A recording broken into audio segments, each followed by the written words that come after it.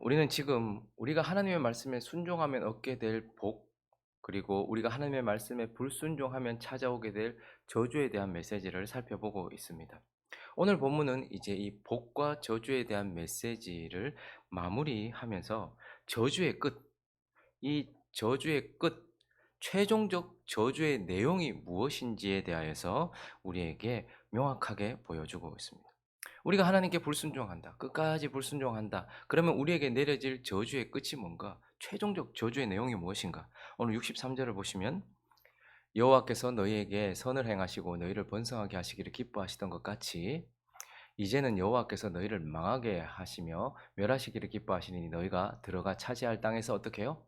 뽑힐 것이다. 하나님이 주셨던 약속의 땅에서 추방될 것이다. 거기서 뽑힐 것이다. 거기에서 쫓겨나게 될 것이다. 라고 말씀하고 있습니다. 그리고 이어지는 64절은 여호와께서 너를 땅 이 끝에서 저 끝까지 만민 중에 흩어버리시고 그곳에서 네가 알지 못하던 우상을 섬기게 될 것이다. 다른 나라로 끌려가게 될 것이다. 하나님께서 약속하셨던 젖과 꿀이 흐르는 그 땅에서, 약속의 땅에서 쫓겨나고 대신에 다른 나라로 끌려가게 될 것이다. 우린 역사를 통해서 그들이 어디로 끌려간다는 걸 알게 되었습니까? 어디로 끌려가죠? 네, 바벨론이라는 나라로 끌려가게 될 것이다. 거기서 뭐가 됩니까? 포로가 된다라고, 노예가 된다라고 말씀하십니다. 그리고 이어지는 65절부터 보시면 이제 그들에게 여러 민족 중에서 네가 평안함을 얻지 못하고 네 발바닥에 쉴 곳도 얻지 못하고 여호와께서 거기에서 내 마음을 떨게 하고 눈을 쇠하게 하고 정신을 산란하게 하시리니 내 생명이 위험에 처하고 주야로 두려워하며 내 생명을 확신할 수 없을 것이라. 네 마음의 두려움, 눈이 보는 것으로 말미암아 아침에는 이르기를 아 저녁이 되었으면 좋겠다.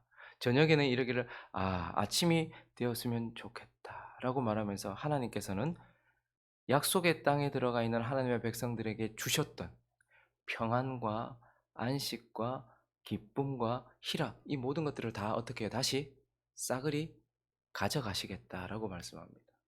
하나님의 백성들이 이것을 빼앗길 때 더 아파요. 왜냐하면 우리가 누려보지 못했으면 모르거든요. 근데 우리가 누리던 것을 빼앗기면 매우 아픕니다. 약속의 땅에서 추방되어 뽑혀지고 자기가 알지 못하던 바벨론으로 끌려가서 거기에서 우리가 누리고 있었던 평안과 안식과 기쁨과 희락, 이 모든 것들을 다 빼앗기게 되어서 결국 68절은 이렇게 말씀하고 있습니다. 여호와께서 너를 배에 싣고 전에 네게 말씀하여 이르시기를 네가 다시는 그 길을 보지 아니하리라 하시던 그 길로 너를 애굽으로 끌어가실 것이라. 거기서 너희가 너희 몸을 적군에게 남녀 종으로 팔려 하나 너희를 살 자가 없으리라라고 말하면서 애굽으로 끌려갔다는 것은 그들의 상태가 구원받기 전에 비참한 상태로 돌아간다 이 말이에요. 그래서 결국 저주의 끝, 우리가 하나님의 말씀에 끝까지 불순종하면 우리에게 주어지는 최종적 저주는 우리가 구원받기 이전의 상태로 하나님께서 돌이키시겠다, 돌려버리시겠다. 처음 상태로 구원받기 전 그때의 그 비참했던 상태로 돌아가게 될 것이다 라고 우리에게 말씀하고 있습니다. 이것이 바로 저주의 끝, 최종적 저주의 내용인 것입니다. 처음 그들이 고통받고 노예로 살았던 그때의 상태로 돌이키는 것, 이것이 저주의 끝이다라고 말씀하고 있습니다. 이제 이 전체 메시지, 복에 대한 메시지와 저주에 대한 메시지, 복에 대한 메시지보다 저주에 대한 메시지가 2배 이상 많습니다.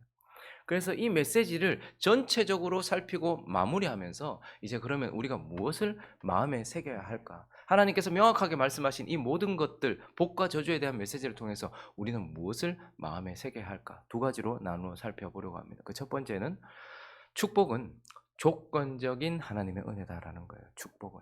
우리 인생 가운데 얻게 될 복, 축복은 하나님의 은혜다가 아니고 조건적인 하나님의 은혜다라는 겁니다. 여러분, 우리가 신앙생활 하면서 개념을 바르게 잡아야 될 부분들이 참 많이 있습니다. 이것에 대해서 명확하게 개념을 잡아야 될 필요가 있는 부분, 그리고 구분해야 되는 것들이 몇 가지 있는데 그 중에 대표적인 것 중에 하나가 바로 하나님의 뜻과 관련된 거예요. 하나님의 뜻. 하나님의 뜻이다라고 할 때 이 성경을 통해서 하나님께서 말씀하시는 하나님의 뜻은 크게 두 가지로 나눌 수 있겠죠. 하나는 작정적인 뜻이 있습니다. 그리고요, 허용적인 뜻도 있습니다. 근데 우리는 하나님의 뜻이다 하면 그냥 하나님의 뜻 이렇게 생각하는데, 하나님의 뜻에는 작정적인 하나님의 뜻도 있고 허용적인 하나님의 뜻도 있다. 이걸 구분할 줄 알아야 된단 말입니다.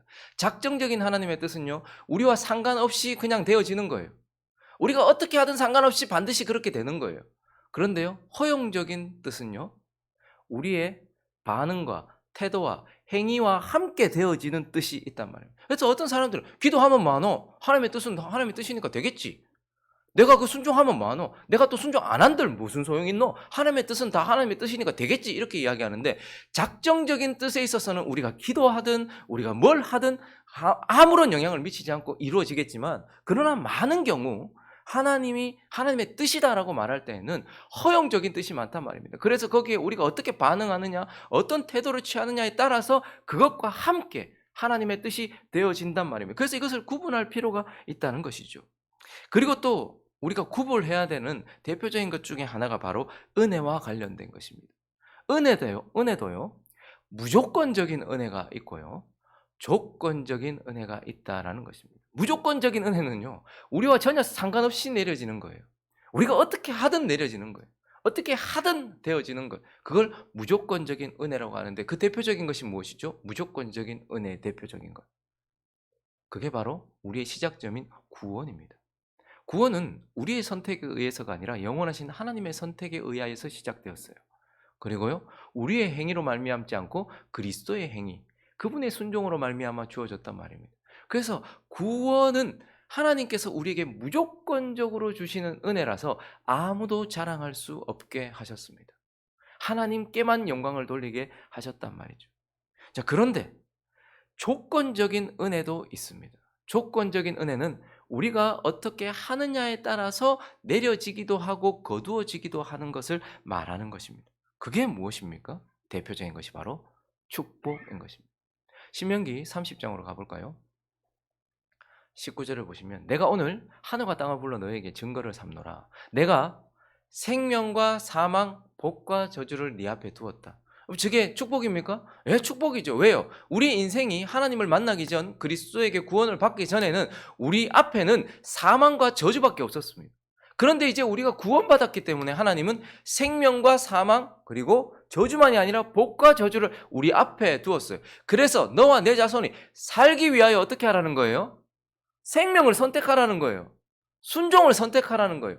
복을 선택해라. 그래서 20절에 보니까요, 내 하나님 여호와를 사랑하고 그의 말씀을 청종하며 또 그를 의지하라. 그는 내 생명이시요 내 장수이시니 여호와께서 내 조상 아브라함과 이삭과 야곱에게 주리라고 맹세하신 땅에서 네가 거주하리라. 그러니까 젖과 꿀, 하나님께서 주시는 축복은 무조건적인 은혜가 아니고 하나님께서 주신 조건 속에서 우리가 어떻게 하느냐에 따라서 주어지는 조건적인 은혜다라는 것을 우리는 기억해야 한다라는 것입니다.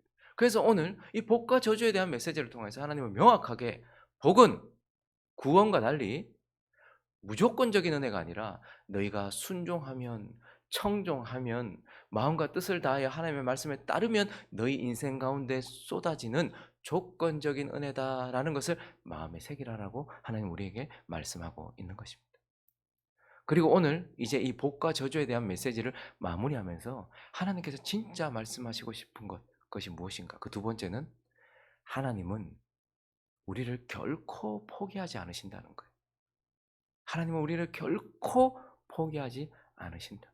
여러분, 오늘 이 복과 저주에 대한 메시지를 보면 밝은 복으로 시작해서 어두운 저주로 끝나는 것 같아요. 복 받을 것에 대한 내용은 조금 있고 저주에 대한 내용은 많이 있어서 결국은 이 메시지가 마무리가 28장이 복에 대해서 시작했다가 저주로 끝나니까 빛에서 시작했다가 어둠으로 끝나고 결국 우리에게 기대를 주셨다가 절망을 결국 우리는 이렇게 되겠구나라는 절망을 주는 것처럼 보여집니다. 그래서 28장은 이 긴 메시지가 68절까지 있었던 이 메시지가 결국 우리에게는 어둠이요 절망이구나라고 생각하는 경향이 있습니다. 결국은 우리를 끌어가시고 우리가 포로될 것이고 우리가 그렇게 될 것이라고 말씀하시는 이 내용. 근데 진짜 하나님께서 이 저주에 대한 메시지를 마무리하시면서 이 길게 저주에 대한 메시지를 하시면서 우리에게 진짜 절망을 주시는 겁니까? 우리에게 진짜 저주의 끝을 보여주시면서 어둠으로 끝나게 하시는 것입니까? 다시 관점을 바꾸어서 우리가 하나님께 끝까지 불순종하면 하나님이 우리에게 주실 저주의 내용이 뭔지 다시 다른 관점으로 한번 바라보기 바랍니다. 68절을 보시면요. 한번 읽어주시겠습니까? 시작.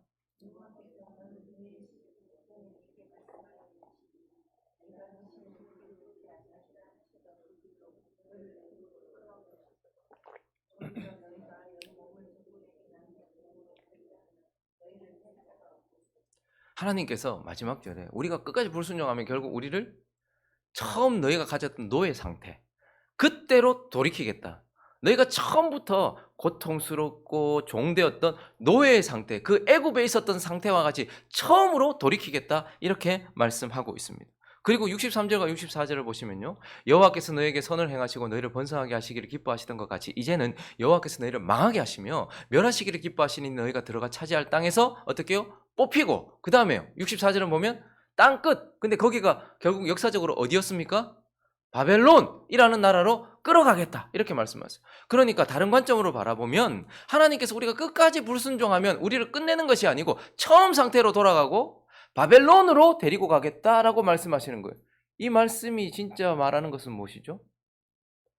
너희가 불순종하면 내가 처음부터 다시 시작하겠다, 이 말입니다. 내가 처음부터 다시 시작하겠다. 너희를 버리고 끝내는 것이 아니고 처음부터 다시 시작하겠다. 그러면 하나님의 나라가 명실상부하게 드러났던 지점이 어디입니까? 바로 사람으로 말하면 아브라함입니다. 그리고 지역으로 말하면 어디죠? 갈대아 우르 바벨론이에요. 그러니까 하나님의 나라의 시작점이 어디냐면 아브라함이라는 한 사람을 갈대아 우르 바벨론 지역에서 데리고 나오시면서 티그리스 유프라테스 강을 건너게 하셨어요. 그래서 유대인들을 우리가 무슨 사람들이라고 말합니까? 히브리인들, 이렇게 말해요. 히브리인들은 강 건넌 자, 이런 뜻이거든요. 그러니까 하나님께서 바벨론 지역에 있었던 아브라함 한 사람을 강을 건너게 하시면서 하나님의 나라를 시작하셨단 말이에요. 그리고 이집트로 데리고 가셔서 거기에서 노예로 있었지만 하나님은 그들을 구원하셔서 그들을 노예 상태에서, 종된 상태에서 끄집어내시고 광야를 지나서 약속하신 가나안 땅에 집어넣으셨고, 거기서 하나님은 쏟아지는 축복을 그들에게 허락하셨단 말이죠. 그런데 거기에서 만약에 그들이 부패하여서 하나님의 말씀에 불순종하고 하나님을 버리고 우상을 섬기며 하나님 앞에 죄를 짓는다면 하나님은 그들을 처음 상태로 다시 데리고 가고, 그리고 처음 시작했던 그곳에서 내가 다시 시작하겠다, 하나님 그 얘기를 하고 계시는 것입니다. 그래서 하나님께서 남유다에 그렇게 많이 말씀하셨어요. 선지자들을 그렇게 보내셨고, 예레미야는 40년 넘게 울게 하셔서 눈물 때문에 눈이 지느기질 정도로 그렇게 했었는데도 불구하고 결국 그들은 하나님의 말씀에 끝까지 불순종했어요. 그래서 하나님 말씀하신 대로 포로가 시작됩니다. 그런데 그 지점에서 우리가 주목해야 될 것은 역대하 36장을 가보시면요, 이제 나라가 망하게 되었어요. 포로로 끌려가게 되었어요. 여호야김이 왕위에 오를 때에 나이가 25세였습니다. 예루살렘에서 11년 동안 다스렸는데요, 그가 하나님 보시기에 악을 행했어요. 그때 바벨론 왕 느부갓네살이 올라와서 그를 치고 이제 그를 쇠사슬로 결박하여 바벨론으로 잡아가서요. 포로, 1차 포로가 시작되었습니다. 아직까지 본격적이진 않았지만 1차 포로가 시작되었어요. 자, 그런데 7절 읽어주시겠습니까? 시작.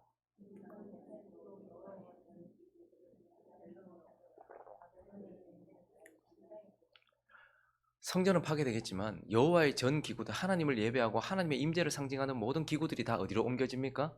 바벨론으로 먼저 옮겨져요. 하나님께서 그곳에 먼저 가 계시는 것입니다.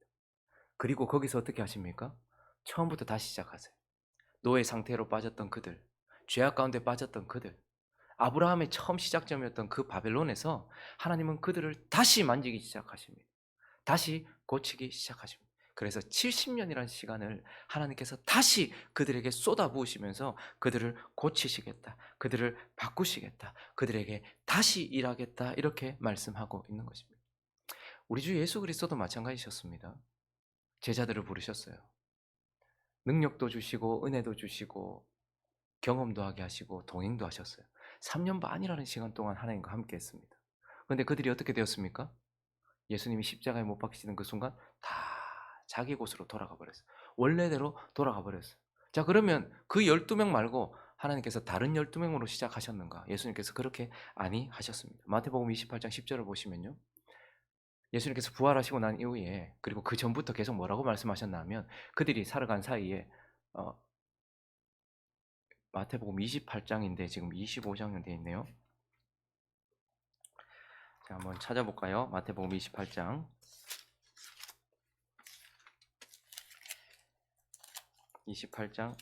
10절 말씀 제가 읽어드리겠습니다. 이에 예수께서 이르시되 무서워하지 말라. 가서 내 형제들에게 어디로 가라 하라?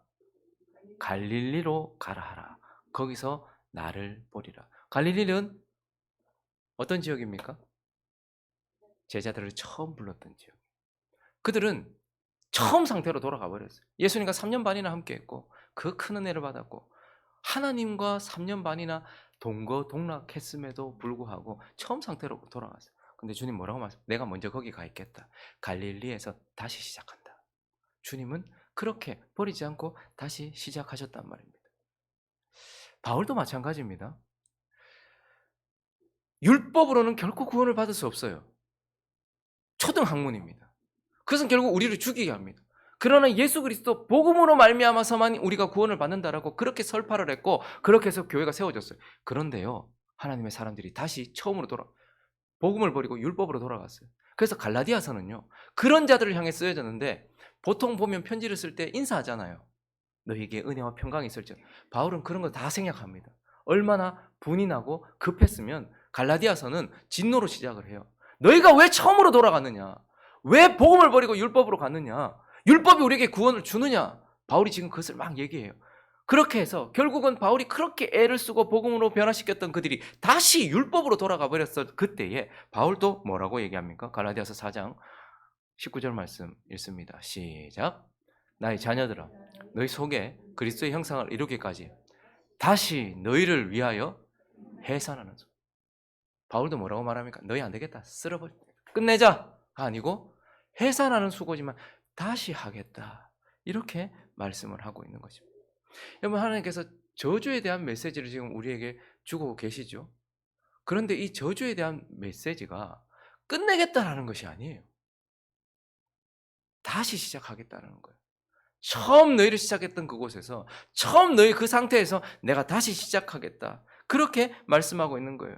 그래서 우리는 이 말씀을 보면서 깜짝 놀라죠. 여호와께서 너희에게 선을 행하시고 너희를 번성하게 하시기를 기뻐하셨던 것 같이 우리에게 복 주시고 번성하게 하시는 거 기뻐하셨던 것 같이 이제는 여호와께서 너희를 망하게 하시며 멸하시기를 기뻐하시리니 63절의 이 말씀 우리는 당황스럽습니다. 와 하나님이 우리를 복 주시는 걸 기뻐하시는 것처럼 이제 멸망하게 하시는 것을 기뻐하신다. 근데 그걸 우리를 아프게 하시는 것을 기뻐하신다는 것이 아니라 하나님께서 수고를 마다하지 않고 내가 너희가 처음으로 돌아간다면 나도 처음부터 다시 시작할 것이다. 나 그거 힘들어하지 않을 것이다. 나 결코 너희를 버리지 않을 것이다. 라고 우리에게 말씀을 하고 있는 것입니다.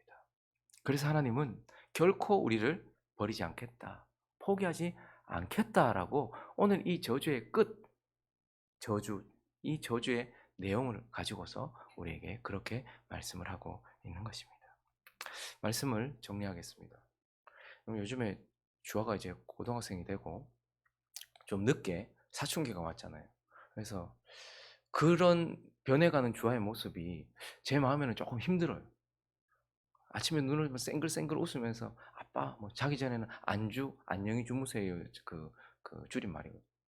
그렇게 애처럼 그렇게 하던 애가 그리고 학교를 태워주게 되면 차를 타고 갈 때 계속 쫑알쫑알쫑알쫑알 무슨 얘기를 하고 깔깔깔깔 웃으면서 아빠 귀찮을 정도로 그렇게 얘기하던 그 애가 그리고 차에서 내릴 때면 다시 한번 뒤를 돌아보고 이렇게 손을 흔들던 애가 아침에 일어나면 한마디 말도 없고 어제도요 비가 와서 태워주는데요 말 걸기가 무서워서 저 혼자 독백을 계속하는 아이고 오래간만에 이 길로 가는구만 혼자 막 이야기를 하고 한마디 말도 없다가 내릴 때도 쭉 내리면서 잘 갔다 와.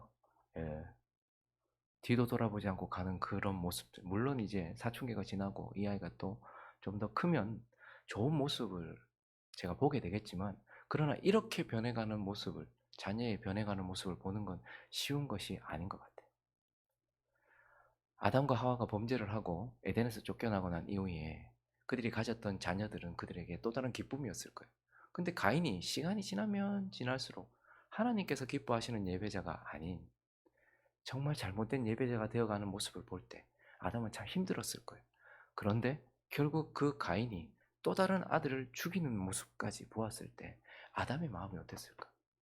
그 아들들이 변해가는 모습, 그 부패하는 모습을 보았을 때 아담의 마음, 하와의 마음이 얼마나 무너졌겠습니까? 하나님께서 자기 자식까지 주실 만큼 사랑해서 구원한 하나님의 백성들을 하나님이 그렇게 고르고 뽑으셔서 약속의 땅에 들여보내놨는데 거기에서 구원받았을 때 모세와 함께 노래하던 하나님의 백성들 소고치며 미리암이 노래하며 하나님을 높였던 그 하나님의 백성들 전쟁을 치를 때 덜덜 떨면서 하나님만 믿고 전쟁을 치렀다가 하나님의 은혜로 믿음으로 전쟁에 승리할 때마다 하나님을 높이던 하나님의 백성들, 하나님의 말씀하신 대로 하나님을 예배하던 하나님의 백성들이 어느 순간인가 하나님과 멀어지고 부패하여 하나님이 돌아오라고 말해도 돌아오지 않는 상태로 되어가는 그 모습을 바라보면서 하나님의 마음이 얼마나 아프실까. 여러분, 우리가 순종해야 하는 이유, 우리가 불순종하지 말아야 할 이유는 하나님이 죄를 싫어하시기 때문이기도 합니다. 우리가 복받고 싶어서 하나님께 순종하는 게 아니고요. 하나님이 죄를 싫어하시고 불순종을 싫어하시기 때문에. 그러나 무엇보다도 하나님이 아파하시기 때문에. 우리가 하나님께 불순종할 때 그것을 바라보는 아비의 마음이 찢어지기 때문에 그런 것입니다. 그러므로 하나님께서 오늘 이 복과 저주에 대한 메시지로 마지막 복의 최종 내용, 그리고 저주의 최종 내용을 통해서 우리에게 하시는 말씀을 마음에 새기고서 나의 삶을 위하여 하나님의 영광을 위하여 순종하고 하나님을 아프시게 하지 않기 위하여 하나님을 기뻐하게 하시기 위하여 불순종의 자리에서 떠나는 저와 여러분 되시기를 예수 그리스도의 이름으로 축원합니다.